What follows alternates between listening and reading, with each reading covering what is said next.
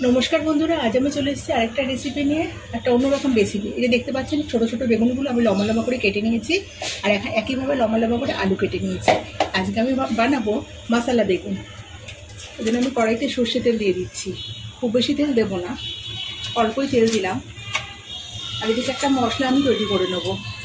রসুন নিয়েছি আর একটা ছোট পেঁয়াজ, এটা জল ছাড়া আমি একটুখানি মিক্সিতে ঘুরিয়ে নেবো। গরম হয়ে গেছে, এর মধ্যে আমি সামান্য একটুখানি নুন দেবো। সামান্য বলতে গেলে কি, আলু বেগুনের জন্য আমি একটুখানি নুন দিয়ে দিলাম।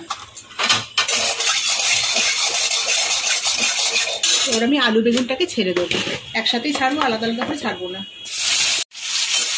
আলু বেগুনটাকে ছেড়ে দিলাম, এর মধ্যে অবশ্যই হলুদ দিয়ে দেবো।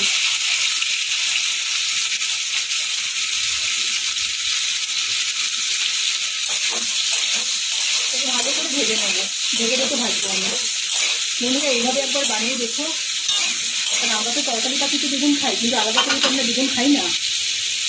আমি এটা একটা ধাবায় খেয়েছিলাম, তো সেখান থেকে আমি রেসিপিটা কালেক্ট করেছি। ঢেকে ঢেকে এটাকে ভাজবো আমি। বেগুনটাকে ঢেকে ঢেকে লাল লাল করে ভেজে নিয়েছি, যে আলুও কিন্তু সেদ্ধ হয়ে গেছে। এবার এটাকে আমি তুলে নেবো।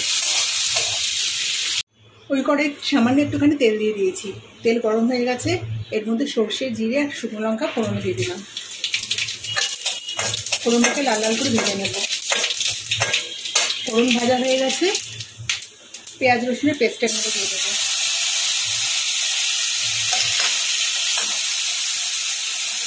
এটাকে ভালো করে ভাজবো। এখন এর মধ্যে কিছু মশলা অ্যাড করবো।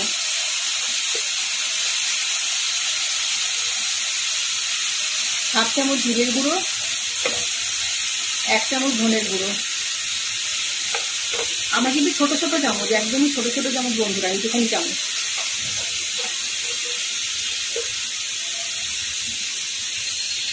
হলুদের গুঁড়ো অল্প, আর আমি এখানে একটু কাশ্মীরি লঙ্কার গুঁড়ো ব্যবহার করবো। সামান্য একটু জল দেব, অল্প তেল তো, নাহলে মশলাটা পুড়ে যাবে। মশলাটাকে ভালো করে ভাজবো। কেটে রাখা টমেটোটা এর মধ্যে দিয়ে দেবো।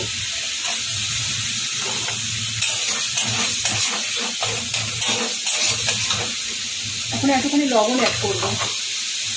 আলু বেগুনের মধ্যে লবণ দিয়েছিলাম, এখন মশলার মধ্যে একটু লবণ অ্যাড করবো। টমেটোটা যতক্ষণ না নরম হয়ে যায় ততক্ষণ আমি এটাকে কষাতে থাকি। এটা নরম হয়ে গেছে, এখন ভেজে রাখা আলু বেগুনটা এর মধ্যে দিয়ে দেবো। দেবো সামান্য একটুখানি চিনি। আমি সব রান্নাতেই চিনি ব্যবহার করি, তাহলে ব্যালেন্সটা ঠিক হয়। চিড়ে রাখা কাঁচা লঙ্কাগুলো দিয়ে দেবো। 4টে কাঁচা লঙ্কাকে আমি চিড়ে রেখেছি। আবারও ভালো করে নাড়বো। আমি কিন্তু এর মধ্যে কোনো জলের ব্যবহার করবো না, এটাকে আমি ঢেকে ঢেকেই, কিন্তু যেটুকুনি সেদ্ধ হতে বাকি আছে সেটুকুনি আমি ঢেকে ঢেকেই সেদ্ধ করে নেবো। আবারও আমি ঢেকে দেবো এটাকে। 1 মুঠো ধনে পাতা কুচি এর মধ্যে ছড়িয়ে দেবো। ছড়িয়ে দিয়ে আবারও সেই নাড়াচাড়া করতে থাকবো। আর কিন্তু জল আমি দিইনি, জল আর দেবো না। জল দিলে কিন্তু স্বাদটা তো বাজে হয়ে যাবে। আবারও মিনিট 2-3 সময় ধরে এটাকে ভালো করে নাড়বো, তারপর ধনে পাতাটা পুরো মিশে যাবে। বন্ধুরা, রান্নাটা আমার হয়ে গেছে। মশলা, এর নামটা হচ্ছে মশলা বেগুন। তার সাথে কিন্তু আমি একটু আলু দিয়েছি। আমি যে ধাবাতে খেয়েছিলাম সেখানেও তারা আলুর ব্যবহার করেছিল, আলু আর বেগুন দিয়ে করেছিল। এটা কিন্তু রুটি পরোটার সাথে খেতে দুর্দান্ত লাগে। আমি পরোটা দিয়ে খাবো বলে আজকে এটা করেছি। বন্ধুরা, এইভাবে একবার করে খেয়ে দেখবেন, তার দুর্দান্ত লাগে খেতে।